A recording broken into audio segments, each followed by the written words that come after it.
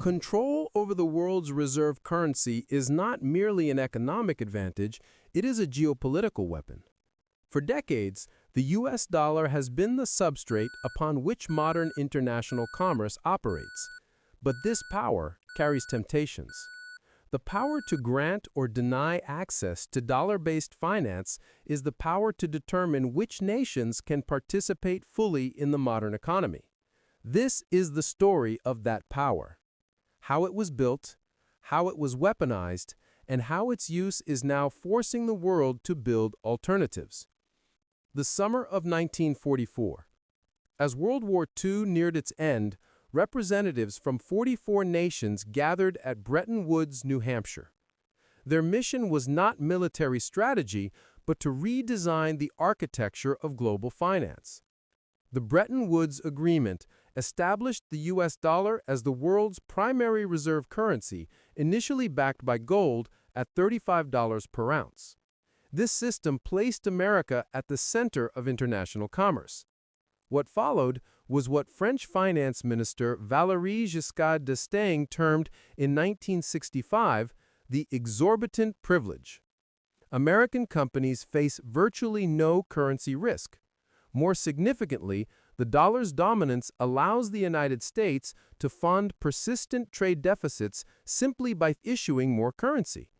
When other nations run deficits, they must earn foreign currency. America can print it. The system is visible everywhere. Oil, the world's most traded commodity, is priced almost exclusively in dollars. When China buys oil from Saudi Arabia, the transaction occurs in dollars. The dollar accounts for approximately 88% of all foreign exchange transactions, even as the U.S. economy represents only about 25% of world GDP. It is a self-reinforcing cycle. But this privilege can be used to exclude, punish, and coerce. Deep inside the Treasury Department building sits the Office of Foreign Assets Control, or OFAC. This modest-sized agency wields power that would make traditional military commanders envious. It maintains the authority to freeze assets and effectively exile nations from the dollar-based financial system. Financial warfare can be executed with policy documents and computer entries. A Treasury official adding names to a sanctions list faces none of the constraints of a general moving troops. The tools evolved. Primary sanctions prohibit U.S. persons from engaging with targets, but secondary sanctions threaten penalties against non-U.S. entities. This extraterritorial reach extends American jurisdiction far beyond its borders. A European bank facilitating Iranian oil sales might find itself excluded from international finance.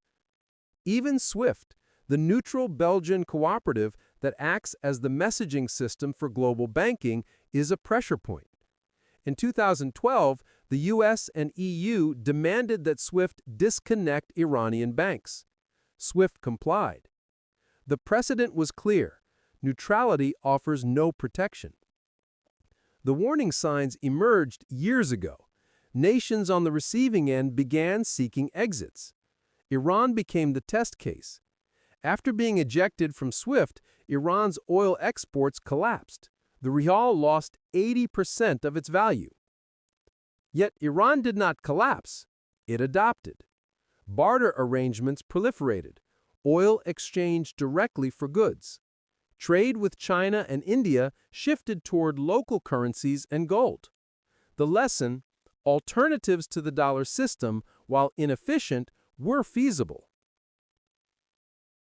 Russia's awakening came in 2014, after the annexation of Crimea. Moscow initiated a de-dollarization strategy. The central bank began diversifying reserves, increasing holdings of euro, yuan, and gold. Russia's dollar reserves declined from over 40% in 2013 to 16% by early 2022. Gold holdings surged from 400 to over 2,300 tons. Russia and China also built alternative payment systems, SPFS and CIPS, to bypass SWIFT. Western analysts dismissed them as inefficient. They missed a crucial point. Nations were choosing alternatives because they feared exclusion.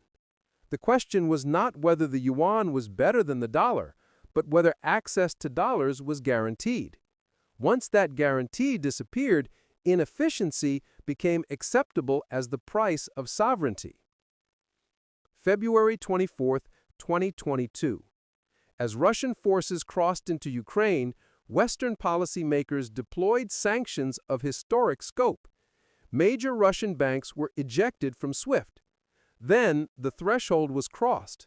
On February 28, the Western coalition announced that more than half of the Central Bank of Russia's foreign reserves, roughly $630 to $640 billion, would be frozen. This was not Iran or Venezuela. Russia was a G20 member. Russia's careful diversification strategy had failed completely. Its reserves held in euros, pounds, and yen proved just as vulnerable as those in dollars. The problem was not merely the currency, but the financial infrastructure itself. Reserves held in Western banks or securities could be frozen regardless of denomination. Geography and political alignment mattered more than the currency. The psychological impact dwarfed the immediate effects. Central bankers and finance ministers across the developing world watched with alarm. If a G20 economy's reserves could be frozen, what security did their own holdings provide?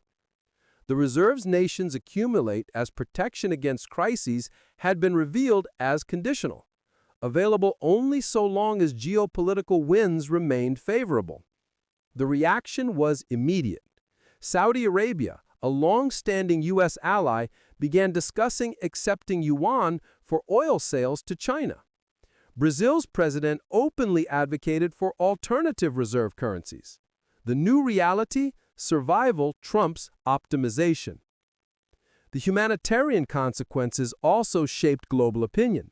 Russian sanctions disrupted food and fertilizer exports, contributing to price spikes that threatened food security in Africa and Asia. Many developing countries saw both the war and the sanctions as problems originating in great power competition that harmed innocent bystanders. This fear ignited a scramble for the one asset immune to financial sanctions: gold. In late 2024, a milestone passed almost unnoticed. Global central bank gold reserves exceeded their holdings of U.S. Treasury securities for the first time since the 1990s. Central banks were buying regardless of price, suggesting their motivation was not investment returns, but security. A new category had emerged: confiscation risk. Nations also demanded their gold back. Germany, the Netherlands, and emerging markets began repatriating gold stored in London or New York to their own domestic vaults. The message was clear: possession trumped convenience. This shift away from treasuries was compounded by questions about American fiscal sustainability. By 2025, U.S. federal debt exceeded $35 trillion, with annual deficits surpassing $2 trillion. Reserve currency status is not permanent, as the British pound's decline from world standard demonstrated. Into this vacuum, an alternative bloc emerged. BRICS, Brazil, Russia, India, China, South Africa, evolved from an investment marketing tool into a formal economic bloc. In 2024, BRICS expanded to include Egypt, Ethiopia, Iran, and critically, major oil exporters Saudi Arabia and the United Arab Emirates. The new organization represents over 45% of the world's population and controls substantial portions of global energy, mineral, and food production. Their rationale: reducing dependence on the dollar for intra-bloc trade. In August 2023, India purchased oil from the UAE, settling the transaction in rupees. A small step, but a clear signal.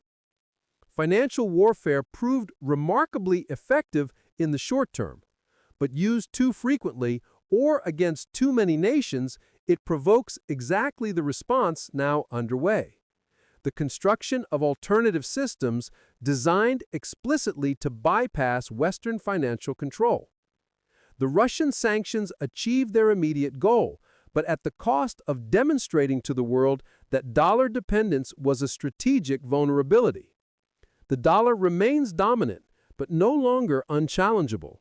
The genie is out of the bottle.